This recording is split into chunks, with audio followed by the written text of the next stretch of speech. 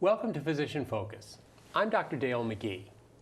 Eye injuries and disorders can occur regardless of age, but vision impairment increases rapidly with age, and as our population gets older, age-related eye diseases are expected to jump dramatically. Today, nearly 3 million people have glaucoma, and nearly 25 million people have cataracts. And macular degeneration and diabetic retinopathy, currently affecting nearly 10 million people combined, are projected to double and quadruple respectively in the next 25 years. This edition of Physician Focus will discuss the major vision problems people over 40 may face. We'll also look at the steps that people of all ages should take for overall eye health. With me for this discussion are Dr. John Mandeville and Dr. Jerry Goodman of Eye Health Services, a practice of 19 board-certified eye physicians with 10 locations from Boston to Cape Cod that provides a complete range of eye care services for patients of all ages. Dr. Mandeville is a specialist in cosmetic and reconstructive eye plastic surgery and is also president of the Massachusetts Society of Eye Physicians and Surgeons, the statewide specialty medical society for ophthalmologists. Dr. Goodman, a corneal specialist, is a member of the board of directors of the Massachusetts Society and a board member of the New England chapter of the Glaucoma Foundation. Welcome, doctors. Thanks for inviting us, Dale. So today we're going to talk a lot about eye diseases, but before we start, there are lots of different doctors, lots of different healthcare providers that provide these services, and I tend to get confused myself about them. So why don't we just define what those typical providers are so that the audience can understand? Well, it is very confusing, and I think that it's not just patients who get confused about that. Opticians are someone you would see if you were being dispensed eyeglasses, and they would help you fit your eyeglasses in an optical shop, for example. An optometrist is an eye care provider who attends optometry school for 4 years after graduating from college. They obtain a doctor of optometry, and optometrists generally take care of the healthy eye, and they also are trained to diagnose a variety of eye disorders and eye diseases. Okay. An ophthalmologist, in contrast, is actually a medical doctor. Ophthalmologists go to medical school after 4 years of college, and they go to 4 years of medical school where we learn about all systems in the body. After medical school, we perform a year of internship training in either surgery or internal medicine. And that's when we specialize in ophthalmology. We go into a residency program in ophthalmology for 3 years, where we study all forms of eye diseases. We learn how to treat, perform surgeries, and prescribe medications. And some of us, like Jerry and myself, go on to another year or two of fellowship to train in a very specific part of the eye. So in summary, an ophthalmologist not only takes care of healthy eyes and diagnoses problems in the eyes, but we perform all kinds of treatments, including surgeries, prescribing oral and topical medications, and performing laser surgeries. Okay, so I guess it would be that the ophthalmologists are physicians. You are both ophthalmologists, you're surgeons. You take care of diseases of the eye, but you also can do screening and normal eye care. And the optometrists, I keep getting these wrong, are doctors. They are able to screen people for normal conditions, to do the basic things, to discover problems, to refer to an ophthalmologist should a problem occur. So those are the primary people that patients would see for routine care, either you or the ophthalmologist. Right, and I like to see us all as an eye care team. Okay, all right, good. Well, the next thing we need to do is look over the anatomy of a normal eye. And we've got a model right here. So why don't we go to work on that and just describe where the normal parts are so we can go from there. Great. So what I'd like to show you, the eye, we look at it, it's like a ball, okay? And there are 3 layers. So the outer layer, we have the cornea, the front part of the eye. People know the cornea, that's the part you put a contact lens on, and we often call it the window of the eye, and it's clear. Then the white part is the sclera, and that's collagen. If I open the eye up here, then we have, again, the cornea, which I'm going to remove, the front part. The next layer, which is the middle layer, has the iris. The iris is the colored part. It could be blue, brown, and that is the part that's the aperture that opens and closes to let light into the eye. Okay. As we go back that middle layer, there's the choroid, nourishes the eye. The inner layer of the eye is the retina. The retina has the blood vessels, the arteries, the veins. You could also see the optic nerve, which goes back to the brain.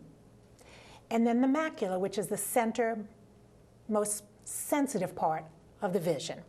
And then the eye itself is filled with a gel called the vitreous. And then sitting right between the front, the anterior, and the posterior, we have the lens. And the lens starts off clear, and we're going to be talking about the lens and cataracts after. Okay, so all those vessels and everything, that's what the doctor looks at when they're looking inside your eyes. Exactly. And they're looking for disease in the vessels. They can see the optic nerve. They can see the macula, which is the sharpest part of the focus for the eyes. And then you've gone over the iris and the pupil that is in it, as well as the whites of the eye, the lens, and the cornea. Wonderful. Okay, so that's a normal eye. And we are next going to talk about one of the most common problems out there, which is cataracts. Tell us what that is. What happens with a cataract? So we spend a lot of our day talking about cataracts. So going back, we talk about the lens inside the eye. And I like a visual, so if you imagine when we're born, that lens is a protein, and it's clear. So you're looking through your windshield, you're looking through a window, everything's bright, clear. As we mature, everyone develops cataracts. A cataract is a change in the protein, so the lens in the eye gets yellow. So depending on the degree of the change, it can interfere with the quality of your vision. So imagine your windshield or your window. If your windshield's getting dirty or yellow or smudgy, you're not going to see as well. So cataracts affect the quality of the vision because you're looking through it to see out. Now we've got some photos that we're going to be showing of what it's like to have normal vision, what things look like normally, and what things would look like if someone has a cataract. Right. So people would know they have these symptoms. The symptoms of a cataract would be... So everyone's different, but what we hear a lot, glare, nighttime, difficulty driving. Okay. Things are just not crisp, like you want to keep cleaning your glasses. Okay. Like you just don't see crisp and sharp. That's something I just want to interrupt there, is that a lot of patients feel that glasses can always be made stronger for them to see better. And at some point, glasses don't help anymore, so that's what you're talking about. So again, I think if you have the visual, if the lens inside your eye or your windshield of your car, if it's getting dirty, you're looking through that and you're not seeing clear. Now, when someone gets, I mean, you can actually in some patients see cataracts, can't you? When they get more mature. So we grade cataracts on the density, the color. And years ago, we would tell people you wait for a cataract to get ripe. And that's when it was yellow or white, and that's when you could see it.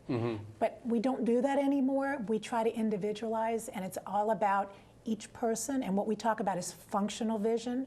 So when you come in and when a cataract starts to interfere with the quality of your daily activities, it could be golf, it could be driving, it could be reading, when you can't do the things you like to do, then we talk about cataract surgery.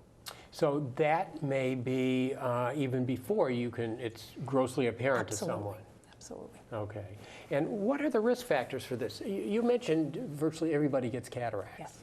So are there things that make it happen sooner or worse? There are certain risk factors. Sometimes cataracts can have a genetic component, so you might have a family history.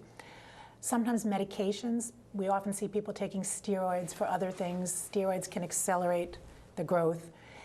Ultraviolet light, so people living in climates where they're exposed to the light often can have cataracts advance sooner. Trauma, so if you get hit in the eye, traumatic cataract, that can happen. And more we're just seeing people having cataracts younger. And also the threshold of people wanting to see better, because people are living longer, they're driving, they're more active, and we don't have people wait until they're blind. I think people do have higher expectations these days about what vision they can expect. Yeah. Well, now, another question, you brought up ultraviolet light. What about sunglasses or things like that? Is that a preventive? Does that help? Absolutely. So sunglasses, just like in dermatology, we never knew what the sun was bad. Right. Just like you all have sunscreen, we're very, very big on sunglasses now. Good ultraviolet A and B for cataracts, for macular degeneration, for all kinds of things. All right, great. Now, how are cataracts treated? So cataracts can still only be treated surgically. people ask, is there a drop or is there anything I could eat or do that will make it better? And there isn't. So we do surgery. Surgery is a wonderful procedure. It's outpatient. So nowadays you don't go into the hospital and have the sandbags and you have to have a lot of restrictions. So we do an outpatient surgery. Patients usually in the surgery center less than 2 hours.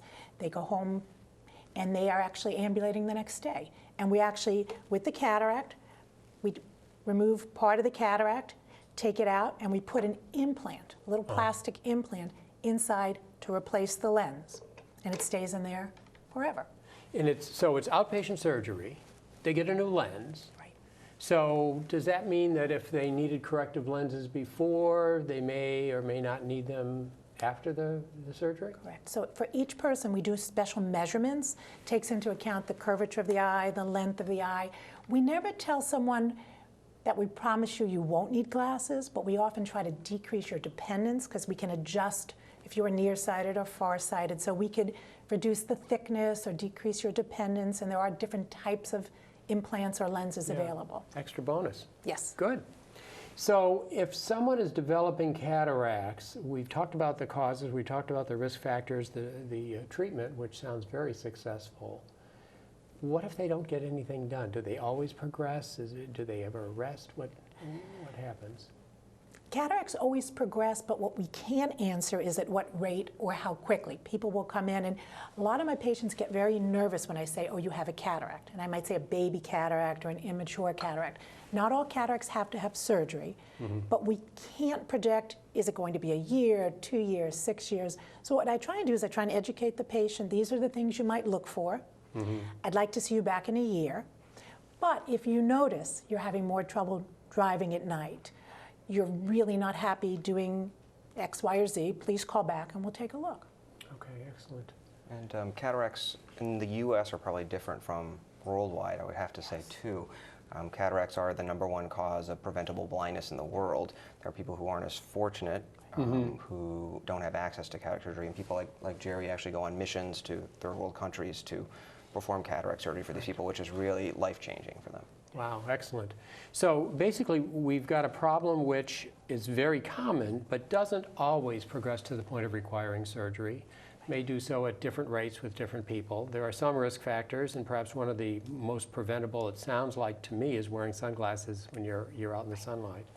And excellent. Well, let's talk about macular degeneration. What is it? So macular degeneration is a problem in the middle layer of the eye, where the vessels behind the retina become leaky. There's 2 forms of macular degeneration. There's a dry form and a wet form. The dry form accounts for about 90% of cases. It is very slowly progressive, and it's usually diagnosed by looking in the back of the eye and seeing small deposits, we call them drusen, in the back of the eye underneath the retina. So that's the most common form. The less common form is the more serious kind. That's wet macular degeneration, and that's when there develops bleeding underneath the eye, and that can cause sudden vision loss, which can occur either over hours, days, or months. This kind is actually more treatable than the more common kind. Macular degeneration affects us as we get older, so there's a form of macular degeneration called age-related macular degeneration, or AMD, and that's the kind we're really talking about. That affects about 15% of the Caucasian population over the age of 80, so it's very common. It affects about 5% of all people over 80. So we'd mentioned earlier the macula is the sharpest part of the retina. It is the place that gives you the most sensitivity for color and the like. The central vision. And we have an illustration of normal vision and what someone with macular degeneration would see if they had that condition. Now, what about risk factors for this? Macular degeneration is highly correlated with age, so it's almost never seen in people under 50. It really begins to accelerate beyond age 65, so age is probably that #1 risk factor. Being Caucasian is another risk factor. Not a lot I can change here. Not Okay. all you can change.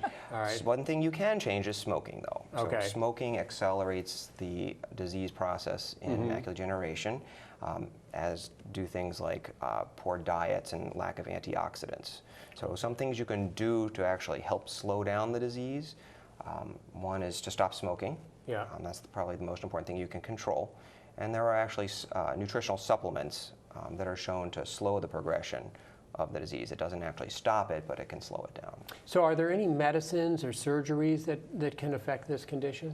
Yeah, AMD is one of the most exciting areas in ophthalmology right now because there are special injectable medications we can use to slow down or even reverse, on occasion, the wet form of macular degeneration. That's the rarer one.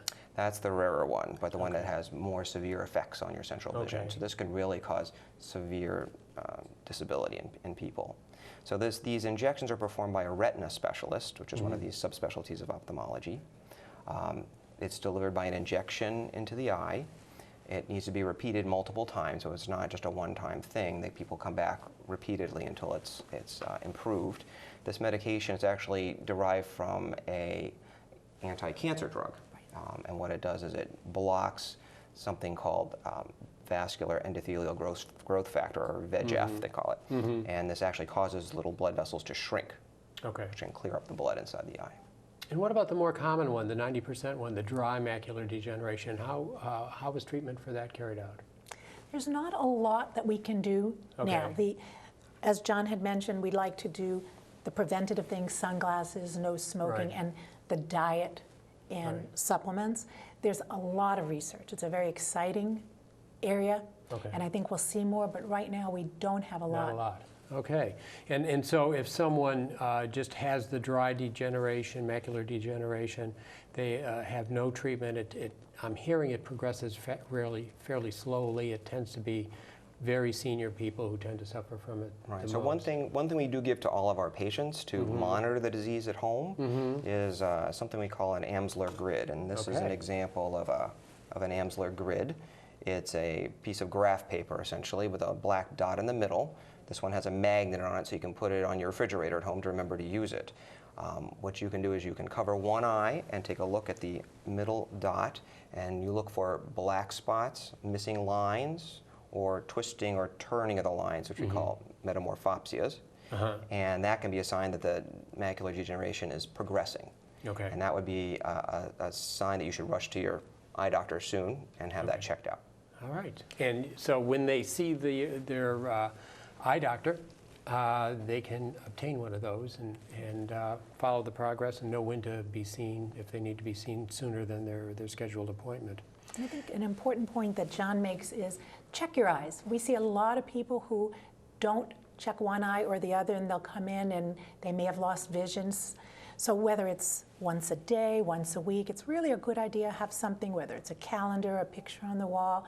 Just know your baseline and check each eye. Oh, That's actually an important point we were discussing earlier, is that sometimes people completely lose vision in one eye or lose half of their vision in one eye, and they don't realize it until the good eye is covered. And suddenly they think it's a sudden change. They come to see us, and it may be something that happened a year ago, yeah. and you wouldn't even know. Wow. Okay, well, let's talk about glaucoma. That is something we hear about a lot. And first of all, tell us what it is. So glaucoma is a condition of the nerve, called the optic nerve, in the back of the eye. And glaucoma has changed a lot in terms of how we define it and how we can now follow it. So it used to be, people always talk about the number. What's my pressure? What's the Right. number? And we used to feel that if your pressure was high, the pressure would push on the nerve and you'd lose your side vision and you'd go blind. What we know is glaucoma is a chronic, slowly progressive condition. And there are certain risk factors. So we don't look at just the number anymore. We talk about risk factors. Okay. So risk factors, age, race, and actually more common in Afro-American or Hispanic. We look at the number, the actual pressure, but somebody can have a pressure of 30 and it's okay for them. Someone else can have a pressure of 12. It's not okay for them. So when we look at your eyes, we look at the nerve and we look at, is your nerve small? Is your nerve large? Are we seeing damage? Okay. And the very, very exciting thing now is we have very non-invasive tests that we can check your peripheral vision, your nerve, and we can actually customize it and follow you. So it's a greatly different game. We're not seeing people blind by the time they come in. We could pick it up very early, customize it, and follow you so that you don't have to go blind. And from this is glaucoma. something for which we, again, have some illustrations for people to see what vision is like with glaucoma and normally. What I'm hearing from you is it's a matter of the pressure as well as peripheral vision and other findings on the examination. And this is something which is treatable with medication. Correct. But it is a major cause of irreversible blindness. So this So is you something that can't needs to be reverse treated it. early. Yeah, you can't get back the vision that you've lost. Excellent. And what we're seeing, I think one misnomer is that it's not a disease of older people. People think, oh, I'm young, I won't have glaucoma. I think by the time we used to pick it up, you were blind and you were old. So we see people all the time, 40, 50, that have early stages, and we can prevent blindness. Okay. Well, we're running a little low on time, but it's important for us to talk about diabetes and diabetic retinopathy. That's an important topic. Tell us a little bit about diabetic retinopathy, what the symptoms are, how common it is. Well, very briefly, diabetic retinopathy happens in diabetics. So major risk factor is obviously diabetes. It can affect the blood vessels in the back of the eye and the retinal layer, in the innermost layer, and it can cause all kinds of visual problems. It can cause blurring of the vision, missing vision, distortion of the vision, or just even loss of vision due to bleeding inside the eye. It's correlated with the amount of time that you've had diabetes. So the longer you've had diabetes and the longer you've been exposed to high blood sugar, the more likely you will have this diabetic retinopathy. So it's related to control as well as duration of disease. Exactly. And it is something that requires very meticulous follow-up with an ophthalmologist to follow your progress. Exactly. So the recommendation is that if you're a diabetic, Yeah. you should see an eye physician as Yeah. soon as you are diagnosed, and then every year after that, because you wouldn't necessarily see any changes if they were in your peripheral vision. Okay. And this is something that is treatable. It is treatable, and as long as people go in for their regular exams, the treatments for diabetic retinopathy include lasers, which can help seal up leaky blood vessels or shrink blood vessels. It includes a surgery called vitrectomy to remove hemorrhages from inside the eye, or it can even include these same injections that we use for macular degeneration. They can actually help with diabetes now, and this is another exciting area. Wow, excellent. Now, we've covered quite a bit here. We've gone over cataracts, macular degeneration, glaucoma, diabetic retinopathy. We've shown some illustrations of this. There are also just some general tips for the average person, the normal person, with regard to good eye care, how often they should see an eye care physician and the like. What is your advice? Well, a lot of parents also ask, so a child, they're often screened at their pediatrician, but if there's a family history of any eye conditions, nearsighted, farsighted, child's eyes are crossing, or you're not sure, it's always good to bring a child in for a baseline eye examination. Then we really encourage anyone up to about 40, even if you have perfect vision, come get a baseline, and then from there we might say every 2 years, and then when someone becomes around 65, we recommend every year, and we adjust it based on what we find. But it's the old, you don't know what's there unless you check. Right. And so very important to just have a routine eye examination. And I want to stress too, it's not a bad examination. People are often afraid. They'll come in, they say, oh, I've never had an eye examination, I'm afraid. It's really a very non-invasive evaluation. So do they always have to have their eyes dilated for a routine eye examination? We highly suggest it. There's always exceptions, but you get a better look at the macula, the peripheral retina. Okay. The analogy we often use is if you're looking through an undilated pupil, you're looking through a keyhole. Okay. If you dilate the pupil, you're looking through an open door. All right. So you get a better, basically you get a more much better complete examination. Exactly. Excellent. Wonderful.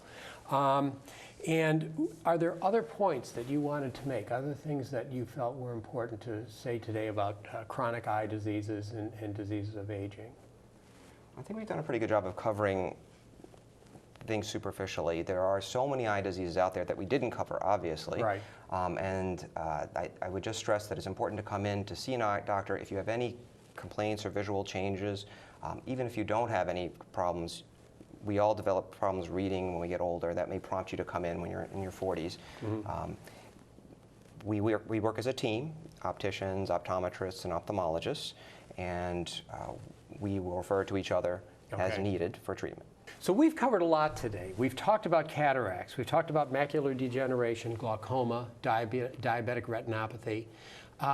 So we've covered a great deal of ground. Is there anything else you'd like to talk about today before we close? I'd like to take a moment to talk about eye safety. Sure. So just a few things. Every day we see people who get foreign bodies, metallic, wood in their eyes. So just that it's very important to wear safety glasses whenever you're doing something where you could endanger your eyes. Second, sports. There is now a push, even some sports organizations, for protective eyewear, goggles, whether it's lacrosse, basketball, racquetball. Very important because we see devastating injuries from that. And then even as simple as someone who has reduced vision in one eye. We have patients who have one good eye, one bad eye. Glasses are a protection. Sure. Sometimes it's a polycarbonate glass, but you always want to be protecting your eyes. And again, back to sunglasses, not just in the sunny weather. So sunglasses, it could be winter, when you're skiing, but ultraviolet, we know it causes so many problems. Excellent. And the biggest risk factor for having damage to one eye is having already had damage to the other eye. Okay. Wonderful. Well, I'd like to thank you both for helping us today. You've been very enlightening. We've gone over things. I think you've been very clear in the way you've explained everything, and thank you for coming. Thank you so much for inviting us. Okay. Well, for more information on eye disorders and eye health, visit our website at physicianfocus.org. I'm Dr. Dale McGee. Thank you for watching.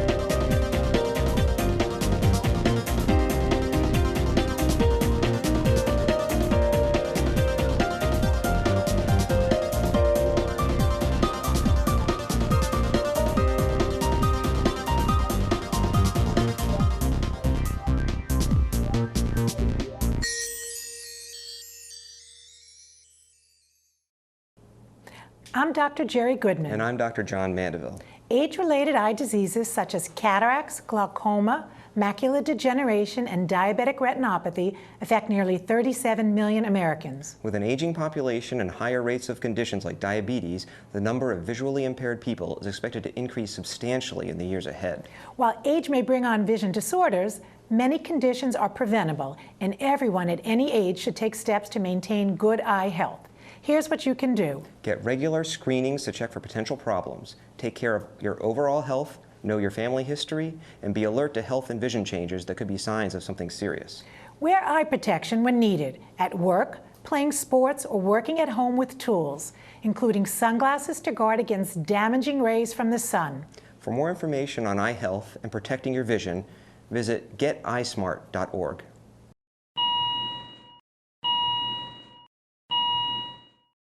Hello, I'm Dr. Michael Thompson. Diabetes is one of the country's most prevalent chronic conditions, affecting nearly 29 million Americans. The disease is the 7th leading cause of death in the United States and can lead to other serious conditions such as heart disease, blindness, kidney disease, and amputations. Another 86 million people, more than 1 in 3 Americans, are living with prediabetes, and nearly 90% of those are unaware of it. A person with prediabetes has a blood sugar level higher than normal, but not high enough for a diagnosis of diabetes, and without lifestyle changes to improve their health, such as maintaining a healthy weight and getting regular exercise, many patients with prediabetes will develop type 2 diabetes within 5 years.